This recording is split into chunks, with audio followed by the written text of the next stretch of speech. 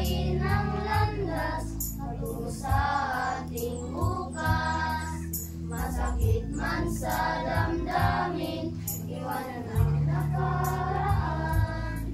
Ngunit dahil sa munting pangarap, kailangan nating maglakbay.